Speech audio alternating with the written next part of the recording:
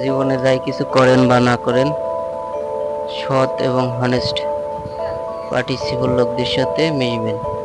বন্ধু বান্ধব সব সময় সৎ ব্যক্তিত্ব যাদের ভিতর আছে তাদের সাথে মিশবেন, নাহলে আমার মতো ধোকায় পড়লে জীবন বরবাদ।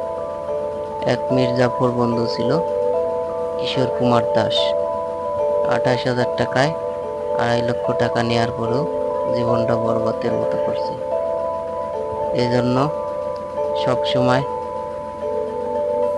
সুন্দর লোকের সাথে মিশবেন, জ্ঞানী লোকের কাছে যায় বসবেন।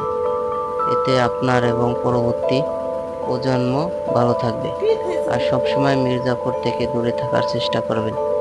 মির্জাফর ক্যারিয়ারটাকে সবসময় চাবে যেন তার থেকে নিচে থাকে এবং বরবাদ করার একটা ধান্দায় থাকবে। অতএব আমার মতো যেন কারো সমস্যা